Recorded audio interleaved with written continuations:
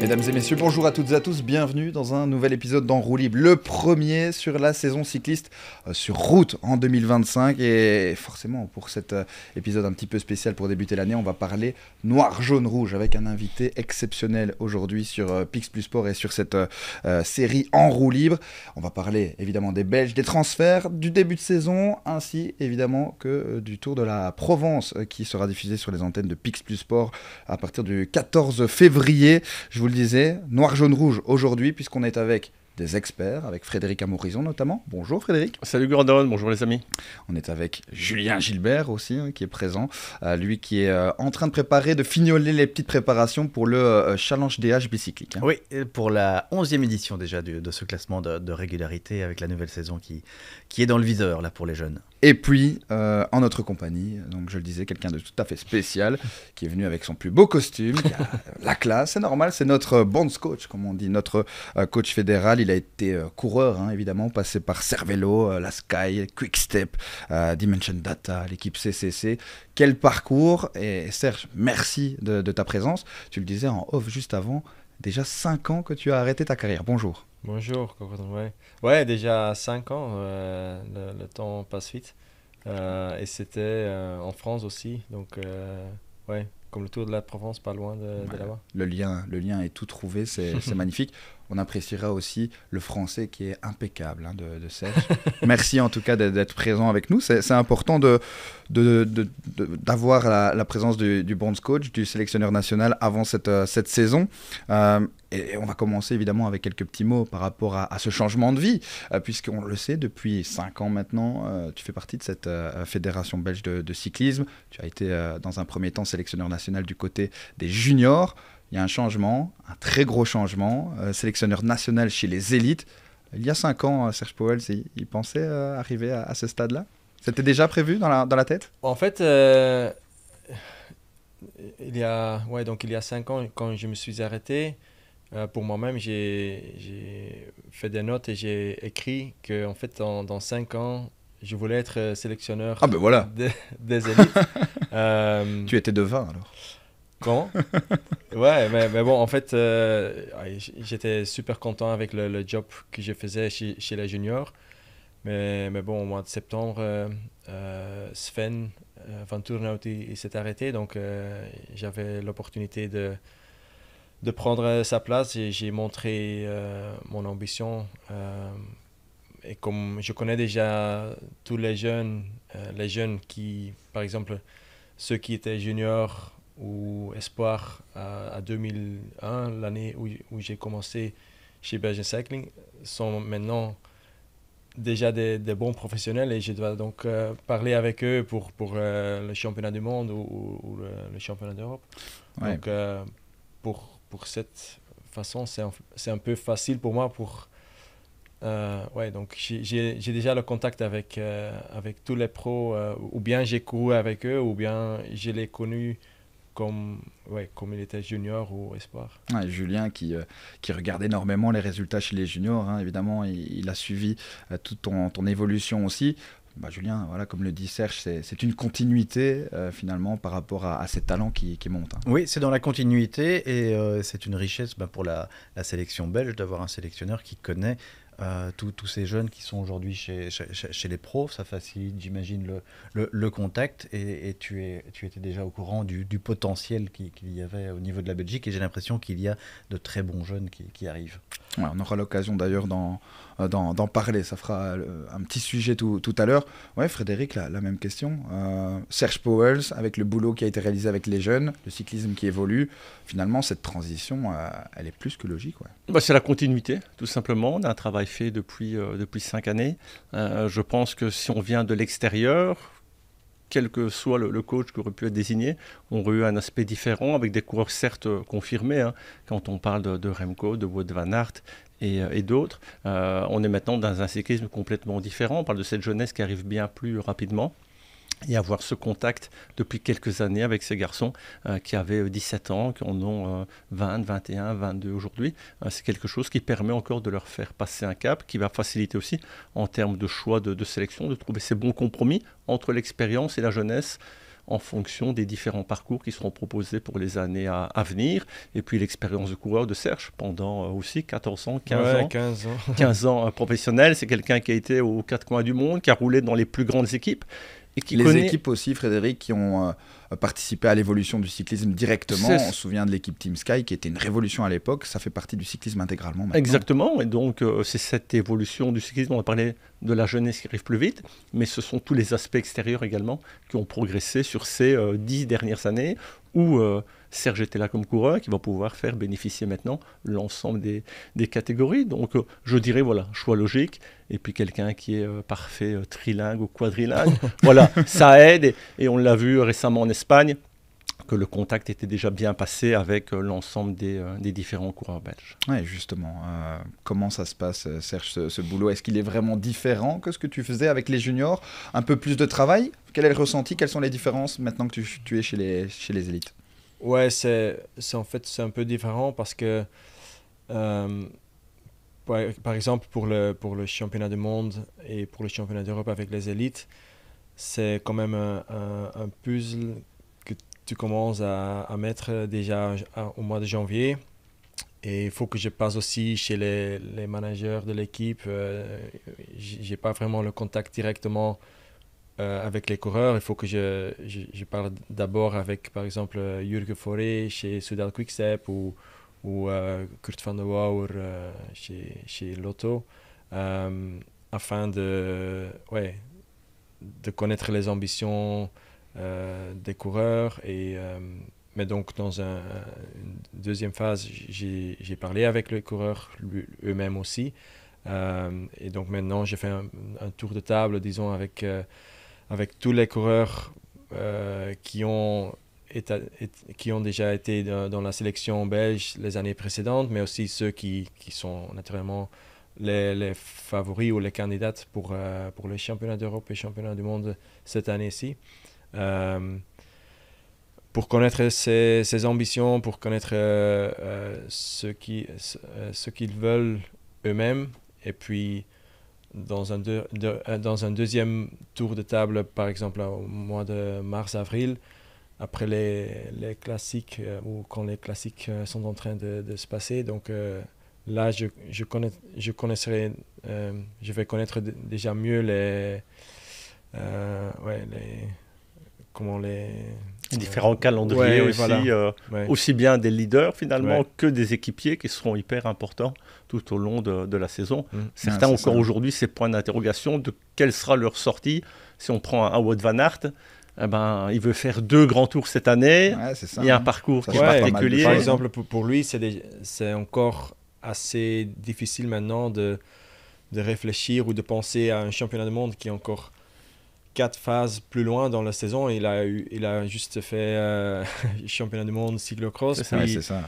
Il a encore camp d'altitude, c'est les classiques, c'est le Giro, c'est le Tour de France, puis ça n'arrête jamais. Il ne sait pas encore combien d'énergie il aura à la fin de la saison, mais ouais, tout le monde qui connaît Wout, normalement, je pense qu'il aura encore assez. Mais c'est là qu'on voit que c'est vraiment un travail finalement de 365 jours par an de mise en place par rapport au staff, aux coureurs, aux équipiers, dans un calendrier hyper chargé. Ouais, d'autant que Julien, on avait l'habitude de le dire d'ailleurs, qu'un sélectionneur national a beaucoup de boulot, mais spécialement en Belgique. Alors on a de la chance, mais quand on est sélectionneur national, ça fait beaucoup de monde à aller voir et ça fait pas mal de décisions à prendre aussi. Hein. C'est vrai, Julien? Oui, clairement. Et puis il y a aussi tout le jeu, comme tu en parlais, avec les équipes également.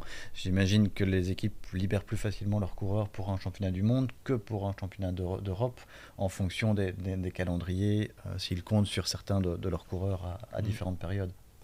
Ouais, c'est vrai, mais jusqu'à maintenant, j'ai pas encore senti qu'il y a des équipes qui ne veulent pas laisser leurs coureurs pour le championnat d'Europe, mais c'est vrai, je me rappelle aussi, par exemple, chez l'équipe CCC, la dernière équipe que j'ai roulée, le manager Okovic, il disait clairement, nous, on n'a pas d'intérêt à donner des coureurs pour le championnat d'Europe, ça ne nous intéresse pas.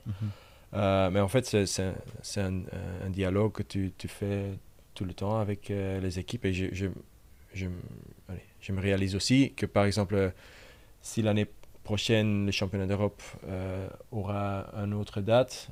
Je ne sais pas. Ça peut. Ouais, l'intérêt des équipes, c'est surtout d'avoir leurs coureurs dans leur propre maillot. calendrier aussi. Ouais, voilà.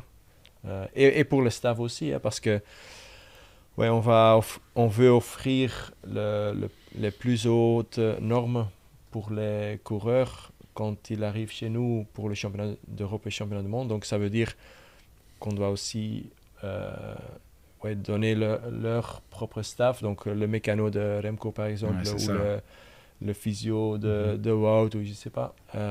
Donc on doit aussi emprunter c'est ça. Le staff tous des éléments à prendre en compte finalement qui peuvent parfois être un petit peu compliqués quand on doit collaborer maintenant avec Van Aert, avec Evenepoel, avec De Lie, avec Van Gils aussi, avec tous les autres.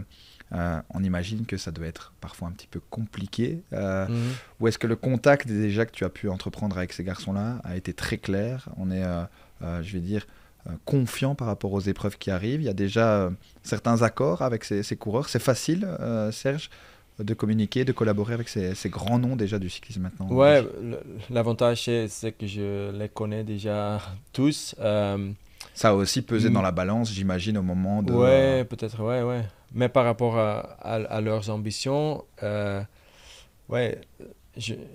me réalise aussi que ça ne sera pas toujours très facile par rapport au rôle que je vais donner à eux. Donc, parce que les coureurs que tu dis, par exemple, De Lie, Van Gils, Evenepoel, Van Aert, sont tous des leaders dans leur propre équipe. Mais quand ils viennent ensemble pour le championnat du monde, le championnat d'Europe, il faut trouver la balance. Il faut trouver la balance. Bon, je pense pour cette année, si les parcours sont vraiment durs, ça sera encore assez facile pour faire le choix de sélection. Pour la sélection. Mais par exemple, je ne sais pas s'il y a un championnat d'Europe, par exemple, on ne sait pas encore pour l'année prochaine, mais si c'est un parcours accidenté, mais pas super dur, et par exemple, De Lie est capable de gagner, mais aussi Van Gils, Van Aert et Evenepoel, alors ça sera un peu plus compliqué que cette année. Tu es prêt, comme l'an passé à Zolder. Dans le le dernier championnat d'Europe avec Tim Merlier, Philipsen, deux leaders. Ça c'était compliqué, j'imagine. Et heureusement que Merlier que ça s'est bien passé. Tout s'est bien passé, mais tu es prêt à perdre un peu des cheveux, Serge? Ouais, je suis prêt. Ça s'annonce compliqué. C'est quelquefois trop de qualité, c'est ça. Certains sélectionneurs dans des pays sont un petit peu en mode vacances. Hein. On a facilement trouvé 6 ou 7 coureurs pour aller au championnat.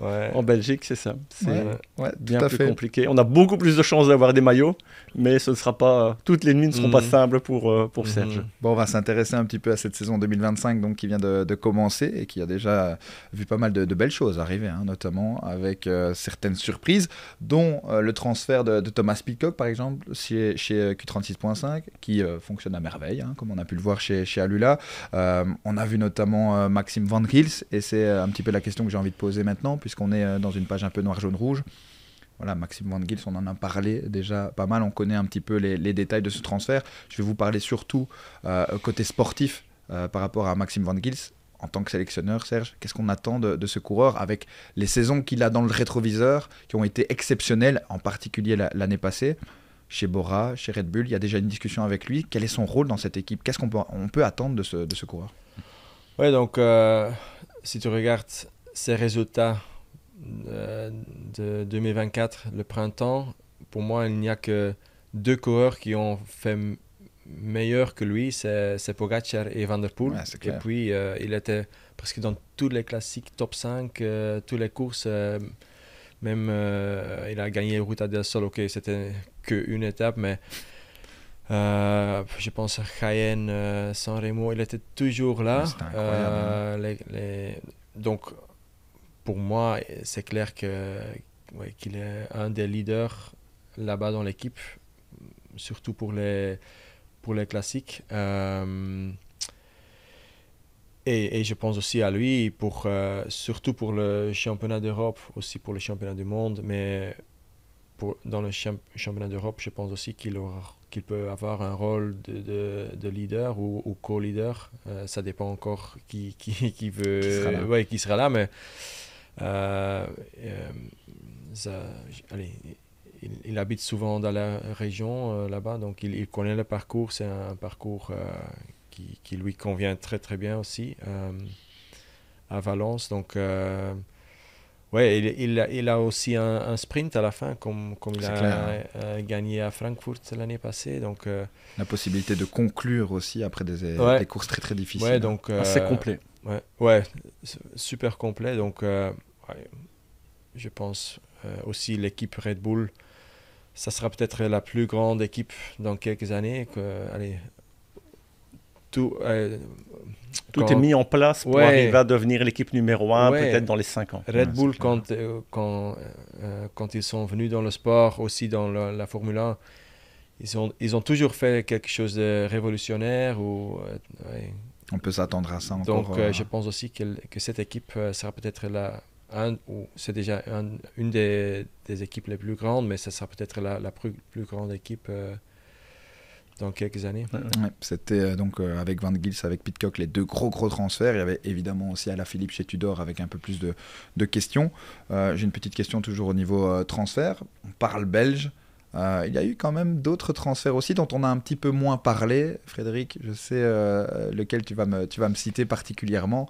Dans une équipe très très forte, notamment aux côtés de Tadej Pogacar, il y a un certain coureur qui est parti aussi de l'équipe Lotto et qui pourra peut-être nous apporter de belles surprises. Tout simplement, Florian Vermeersch, qui avait été surprenant il y a quelques années, notamment sur Paris-Roubaix, qui n'a pas été très chanceux non plus, avec différentes blessures. Fracture du fémur toute la saison l'année passée. C'est ça. Maintenant, la grande question, et on connaît les qualités, les capacités de Florian Vermeersch, ce sera les classiques flamandes, les flandriennes, là où Tadej Pogacar a annoncé revenir. Donc si Poggi vient sur les flandriennes, c'est pas pour rouler pour un de ses compagnons. Et puis attention, il y en a un autre qu'on a déjà vu très bon sur les antennes de Pixpus Sport, sur les premières courses en Espagne avec Morgado, 5e du Tour des Flandres l'année dernière.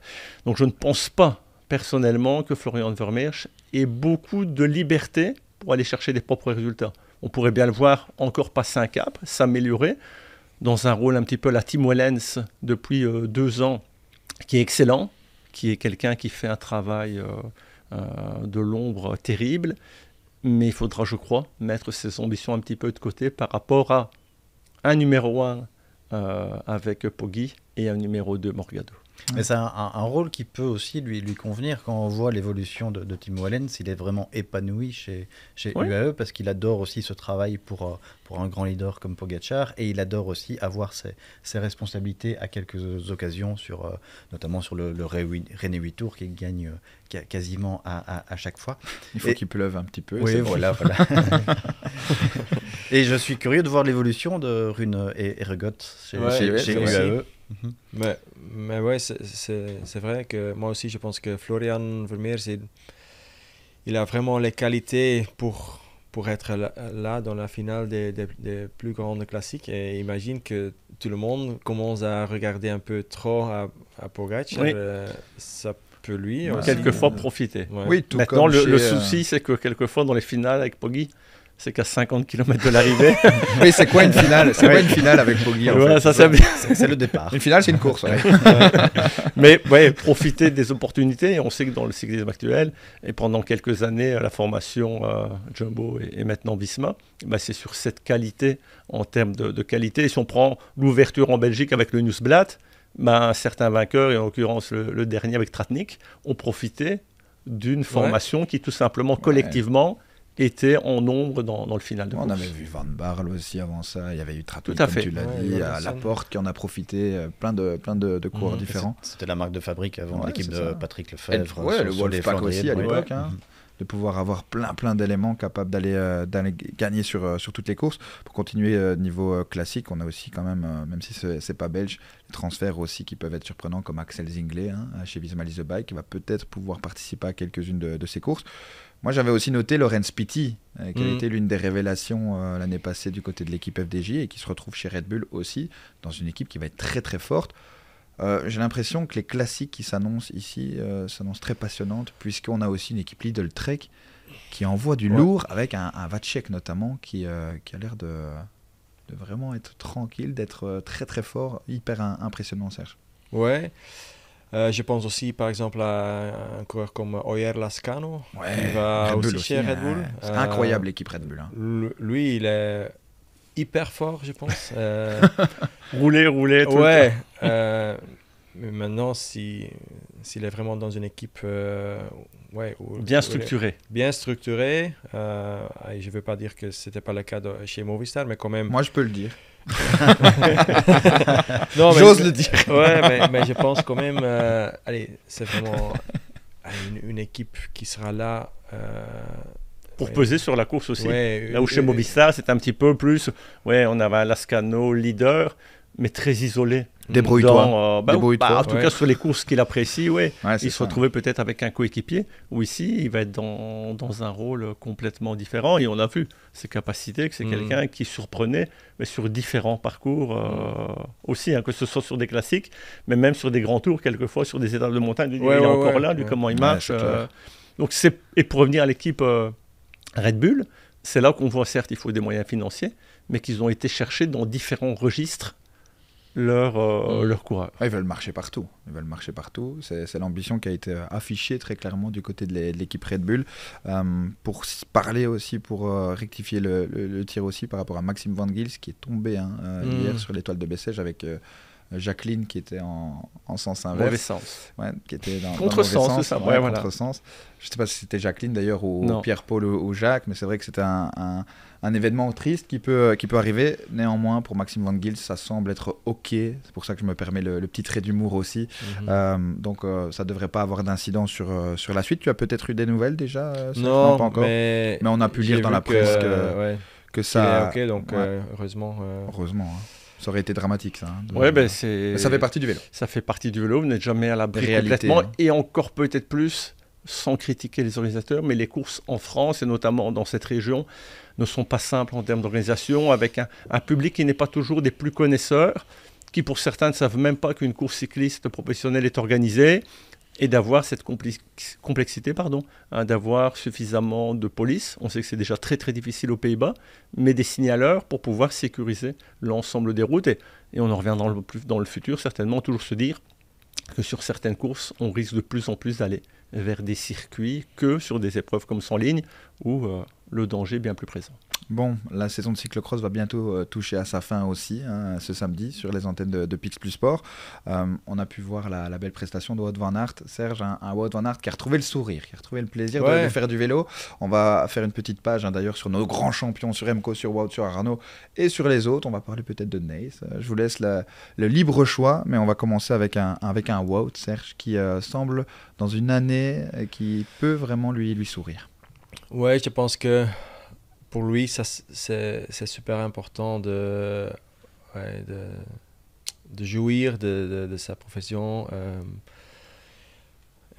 Il y a toujours le duel avec Van der Poel et tout le monde ne parle que de ça. Parle de ça. Mais je pense pour lui, c'est important d'avoir pas trop de pression tout le temps sur lui, donc il me semble relaxed parce que c'était pas vraiment un but de rouler ce championnat du monde, mais c'était vraiment parce qu'il voulait lui-même, il avait vraiment envie de rouler le championnat du monde. Je pense qu'il a même il a dû demander à négocier l'équipe, un petit peu, négocier vraiment, parce que donc j'ai parlé avec son manager sportif Mathieu Heibourg aussi à janvier, et il me disait normalement c'est pas le plan, mais je sentais déjà à ce moment-là que il y avait de l'envie, que Wout voulait, donc mais bon, ça c'est un bon signal, je pense. Ouais, je pense qu'il a beaucoup de faim pour les courses qui viennent. Bien qu'il a eu de nouveau une grande blessure, La Vuelta. il a quand même arrêté à un niveau très haut. Donc, sûrement, si tu regardes comment il marchait déjà, et je trouve, allez, on peut voir qu'il a encore de réserve, il peut encore devenir plus affûté, tout ça. Oui, il y a encore une marge de progression claire et nette. Donc, sûrement, j'espère seulement qu'il n'aura pas trop de stress pour absolument essayer de gagner la Flandre ou Roubaix. Espérons qu'il se sent relax pendant les classiques et qu'il peut déjà gagner une course avant. Peut-être, avant. C'est clair que pourrait pouvoir être relâché. Attention quand même, Serge, que s'il gagne le Tour des Flandres et Roubaix, il a annoncé d'ailleurs chez nos confrères d'Eurosport qu'il prenait des vacances. Il va falloir compter sans lui sur le reste de la saison. Par rapport à la préparation, d'ailleurs, de Wout van Aert, on va refaire quelque chose de plus ou moins semblable à ce qui avait fonctionné l'année passée, mais qui avait été interrompu avec cette fameuse chute aussi à travers la Flandre, avec un programme vraiment où on va aller sur toutes les courses presque. Oui. Et on espère vraiment le revoir à son meilleur niveau, le niveau qu'il avait retrouvé sur le Tour d'Espagne avant d'être brutalement arrêté à nouveau. Je trouve que mentalement, il est au-dessus du lot quand même, Wout van Aert, avec ses comebacks à chaque fois après ses lourdes blessures. Et là, on a vraiment envie de prier pour qu'il soit un peu épargné par la malchance. Il va faire le schéma qui lui avait bien convenu et on espère cette montée en puissance en vue de son rêve d'enfin gagner un monument flandrien. Ce ne sera pas facile parce que la concurrence sera très très relevée avec son meilleur ennemi, j'ai envie de dire, Mathieu Van Der Poel, qui est dans une recherche de record. Il peut devenir le recordman absolu de victoire au Tour de Flandre. Ce serait énorme. Et il aura encore ce Pogačar s'il vient bien sur le Tour des Flandres en face de lui, mais avec son potentiel, avec les circonstances de course, on peut y croire. Ouais, Mathieu Van Der Poel actuellement au golf. C'est une annonce que j'ai dans l'oreillette. Après le ski, c'est le golf. Non, mais voilà, Mathieu Van Der Poel, évidemment, que l'on attend au tournant avec des classiques flandriennes qui seront évidemment hyper intéressantes, avec le retour de Tadej, bien sûr. On en parlait tout à l'heure. On va s'intéresser aussi peut-être à Arnaud Delis. Arnaud Delis, avec un petit peu plus de précision. Un Arnaud Delis que l'on voit ici au départ du Tour de Bessèges, avec une condition rassurante. Encore un petit peu limite, il est tombé aussi en stage, quelque chose qui l'a peut-être un petit peu freiné. Comment on voit un petit peu l'état de forme d'Arnaud Delis actuellement, à quelques semaines maintenant, il reste près de 20 jours avant le Newsblad, qui reste l'une de ses courses où il a dit le Newsblad, je sais que je peux gagner, je peux peut-être gagner ailleurs aussi, mais on s'est enlevé un petit peu de pression par rapport aux toutes grandes classiques style Tour des Flandres ou Paris-Roubaix. Newsblad dans une vingtaine de jours, le Arnaud Delis de l'Étoile de Bessèges. C'est cohérent, on est dans le bon. Ouais, je pense bien. Je pense qu'il a eu un bon hiver à côté de la chute qu'il a eue, mais avant il a été beaucoup en Espagne, là où les années précédentes il restait dans le froid et aux Ardennes. Donc maintenant ça va déjà faire une différence pour lui. Mais ouais, pour moi, c'est un des plus grands favoris pour le Newsblad. Voilà. Ça, donc, ouvrez les guillemets, citation. Ouais. Julien. Mais surtout qu'il adore cette course. Il l'adore. Il l'a encore dit à la présentation de son équipe Lotto au début de l'année, au début du mois de janvier. Il a vraiment un lien particulier avec le Newsblad. Il adore l'ambiance, c'est la première course. Il adore ce départ au queue avec tous les supporters. Et il y a toujours bien presté lors de ces deux premières participations. J'ai envie de dire c'était un peu l'exception de son printemps l'an passé, où il était à l'avant avec Van Aert. Et il y a eu sa première participation il y a 2 ans, où il avait attaqué avant d'être pris de justesse et de encore remporter le sprint. Il adore aussi le mur de Grammont, il met toujours un point d'honneur à le monter sur la plaque. Et il en a parlé vraiment avec beaucoup d'envie lors de sa conférence de presse, bien plus qu'un Milan-San Remo, où là on sentait qu'il se retirait de la pression par rapport à ces monuments. mais le Newsblad, il en parlait avec un appétit énorme. Ouais, je parlais du Tour de Bessèges, c'est l'étoile de Bessèges évidemment. Il ira par contre ensuite du côté d'Algarve et puis on sera du côté du Newsblad pour Arnaud. Une période de classique pour la première fois avec les liserés de champion de Belgique. Ça aussi, ça peut jouer un rôle. Hein, en tout cas, ça risque d'être un boost supplémentaire pour toutes ces courses, j'ai envie de dire, entre le Newsblad et Gand-Wevelgem. Il y en a énormément qui vont lui convenir. Et c'est là qu'on voit un petit peu, dans les cours dont on vient de parler, au niveau du mental, la résilience de Wout van Aert, qui savait qu'il allait partir en 4e ligne au championnat du monde, de quand même aller, mais en étant détendu. Eh bien, Arnaud Delis, c'est la même chose. C'est de savoir aujourd'hui, de dire oui, je peux jouer la victoire, je veux gagner Newsblad, peut-être jusqu'au Gand-Wevelgem. Les grandes classiques, je pense que c'est encore trop difficile. Et ça, c'est un point fort d'arriver à faire vraiment la part des choses dans ce cyclisme moderne, de savoir où on peut scorer et où il faudra encore attendre un peu. Ouais, Arnaud Delis, on en attend beaucoup, spécialement sur Pix Plus Sport. Il nous avait fait le plaisir d'ailleurs de venir à D-Game à l'occasion du cyclocross pour donner le départ du Turbo. Ça avait été un moment génial juste avant la nouvelle année. C'était le Arnaud Delis de 2024. En 2025, il a été très très sérieux, on le sent, Arnaud, et on attend beaucoup de lui évidemment. Un petit mot aussi sur Remco, peut-être, Serge, avant une saison où il y a moins justement de rendez-vous avec l'équipe nationale. Il y en a un très très important et qui peut lui convenir, mais avant cela, il y aura surtout le Tour de France, avec cette ambition ultime vraiment d'essayer encore une fois de se rapprocher du niveau de Tadej Pogacar et pourquoi pas rivaliser, on ne sait jamais comment ça peut se passer. Je pense que ça c'était son objectif pour cette année, c'était de rapprocher de chez le niveau de Pogacar. Mais bien, avec sa chute, maintenant, il n'a pas pu vraiment travailler cet hiver comme il voulait. Et donc pour lui, la grande différence sera que ça sera peut-être en une ligne vers le Tour de France, là où les autres favoris vont prendre du repos, par exemple après Liège-Bastogne-Liège.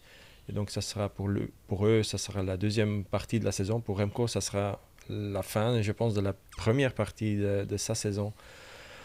Mais bon, allez, j'y crois beaucoup quand même qu'il sera là avec les 3 meilleurs coureurs autour.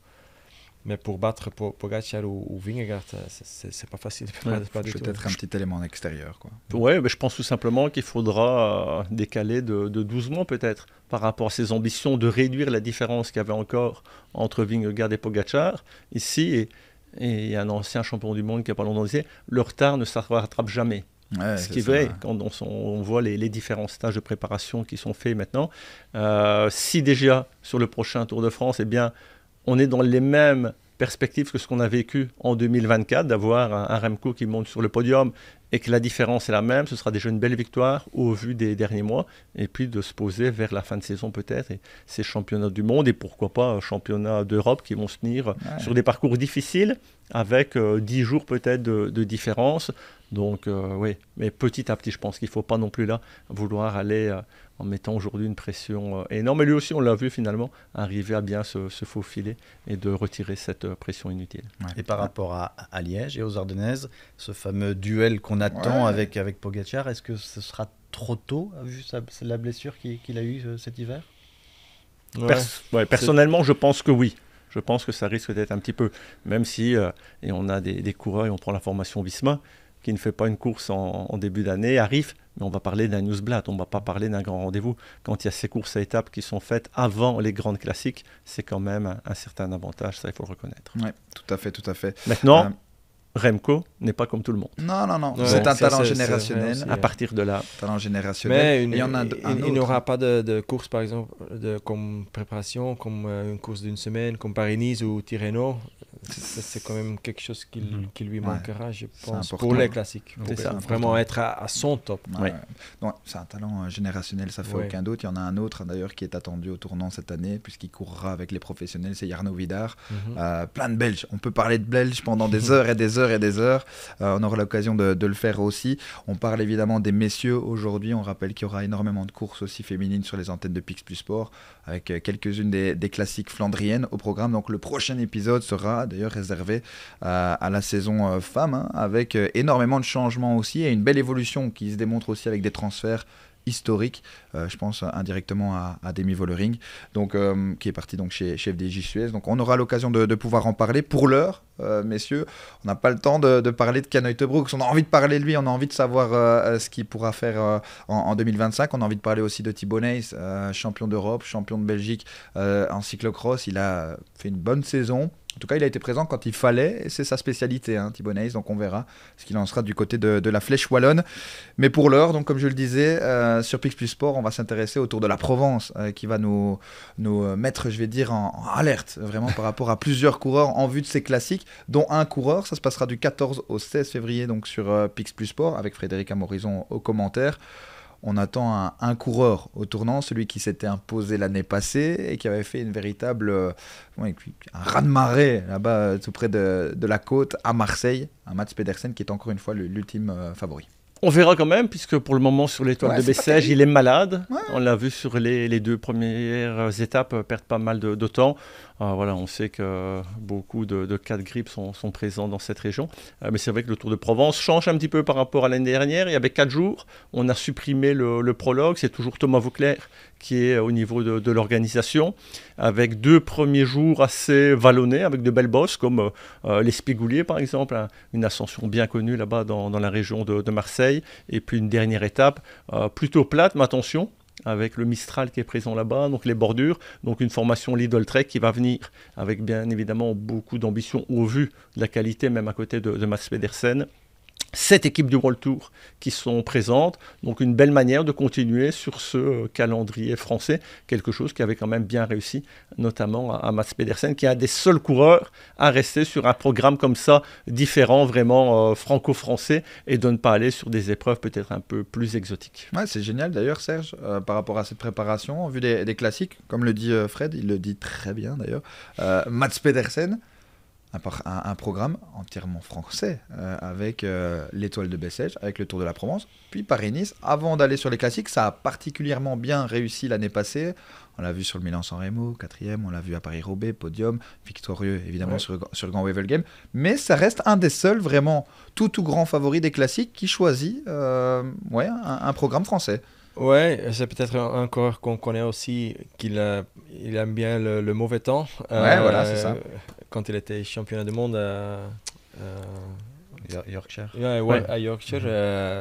Avec la temps fringale terrible de Mathieu Van Der Poel. Donc peut-être c'est peut-être un choix de ne pas aller vraiment à la chaleur ou Tour d'Oman ou UAE ou cette côté-là. Donc il aime peut-être vraiment rouler dans le conditions froid. Plus difficiles. Parce que aussi, Tour de la Provence, le temps peut être bon, mais ça peut être aussi... très compliqué. Après, le grand rendez-vous reste quand même de faire ce choix, pour les classiques en tout cas, entre Paris-Nice ou Tirreno. Ouais, c'est ça. J'ai envie de dire que les courses un peu avant, voilà, hormis la météo, mais 3 jours à gauche ou 3 jours à droite, ne vont pas changer grand-chose en termes de préparation. Ouais, au niveau de la concurrence, Marijn Vandenberg est prévu, Sam Bennett notamment, Dorian Godon, Penoët, Pierre Gauthera aussi. On a encore pas mal d'incertitudes.